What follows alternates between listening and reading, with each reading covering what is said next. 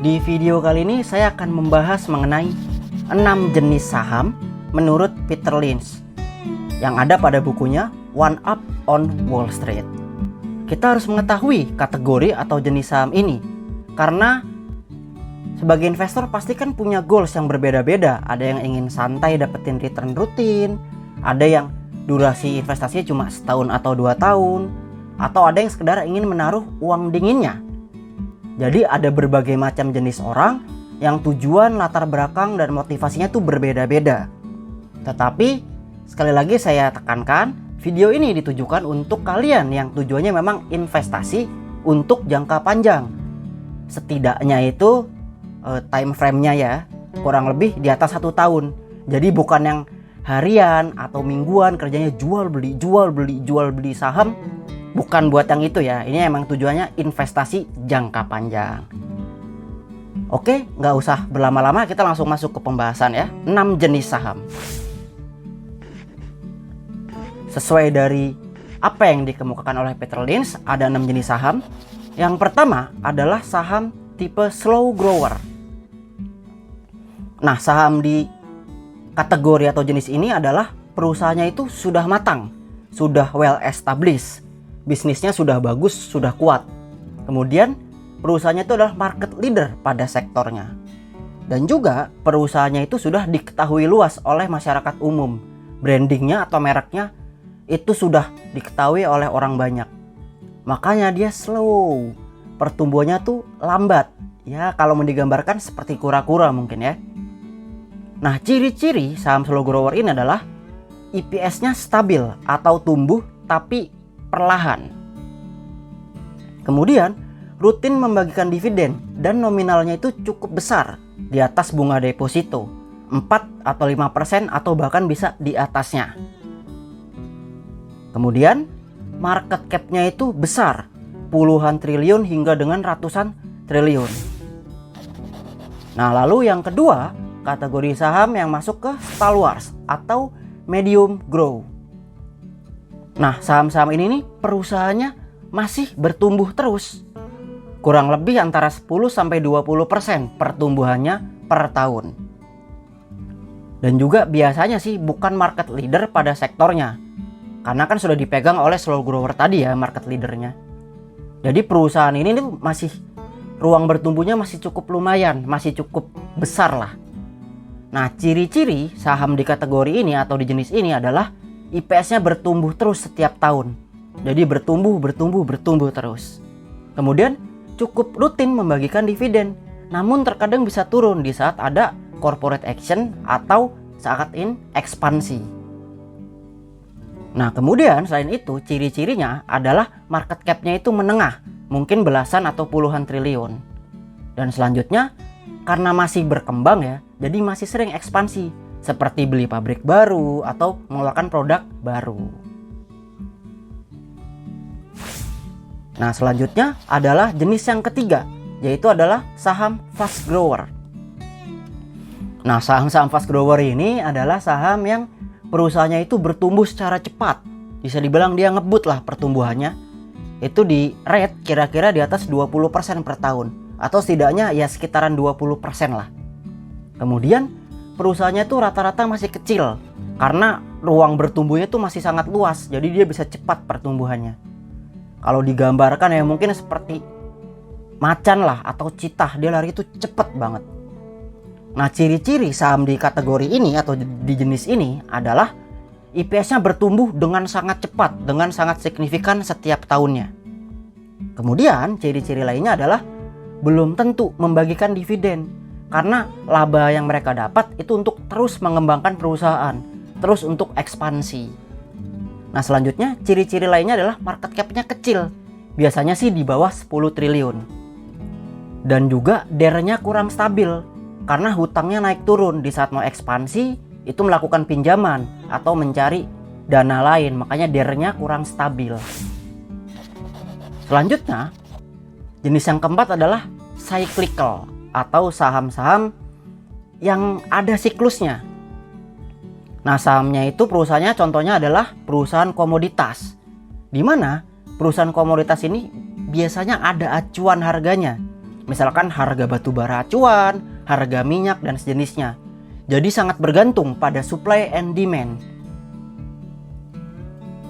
Nah, biasanya saham-saham cyclical ini ya harganya naik turun.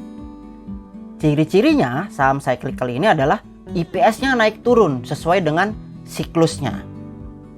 Nah, kemudian ciri-ciri lainnya adalah dividennya bisa sangat besar pada saat siklusnya sedang di puncak atau sedang di atas. Itu bisa belasan atau bahkan puluhan persen dividen yield-nya. Kemudian rasio-rasio normal seperti ROE, GPM itu naik turun, fluktuatif. Nah, kemudian saham jenis kelima adalah saham turnaround. Nah, seperti namanya ya, turnaround. Nah, biasanya perusahaannya itu kinerjanya sedang buruk. Nah, market itu biasanya menjauhi saham-saham ini. Jadi sedikit peminatnya, sedikit yang ngebeli saham ini. Dan saham ini perusahaannya tuh biasanya lagi di masa-masa yang sulit. Jadi dalam keadaan yang sulit atau keadaan yang susah. Dan udah banyak orang-orang bilang, ini mah bakal delisting, ini mah bakal bangkrut nih saham nih. Nah, ciri-cirinya saham turnaround adalah perusahaannya tuh IPS-nya tidak bertumbuh, bahkan cenderung turun. Kemudian perusahaannya tidak bagi dividen biasanya ya, karena kalaupun ada laba itu buat mempertahankan supaya perusahaannya nggak bangkrut. Mereka buat survive biasanya. Nah, kemudian fundamentalnya itu biasanya sedang jelek. Namun di saat ada momentum atau kondisi di mana terlihat mulai membaik, ada pembalikan arah, disinilah saham-saham ini masuk kategori turnaround. Jadi setelah masa-masa sulit lalu mulai membaik, labanya mulai naik. Kurang lebih seperti itu ya saham turnaround. Kemudian kategori terakhir yaitu adalah saham-saham asset play. Nah, saham asset play ini perusahaannya itu punya aset yang berlimpah, asetnya banyak.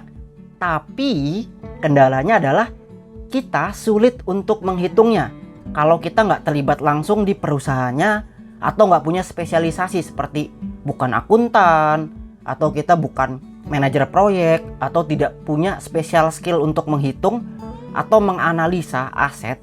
Itu akan sulit untuk menghitungnya. Karena perusahaan-perusahaan yang aset play ini adalah harta yang terpendam. Itu bisa dibilang mutiara yang terpendam. Ciri-cirinya saham-saham ini adalah itu biasanya perusahaan investasi. Jadi mereka invest di banyak perusahaan. Kemudian perusahaannya tuh punya aset terpendam seperti oil and gas. Jadi mungkin cadangan minyaknya masih sangat banyak. Atau perusahaan properti yang cadangan tanahnya atau lahannya itu masih sangat banyak dan sangat luas. Nah, karena itu mereka punya aset yang cukup banyak.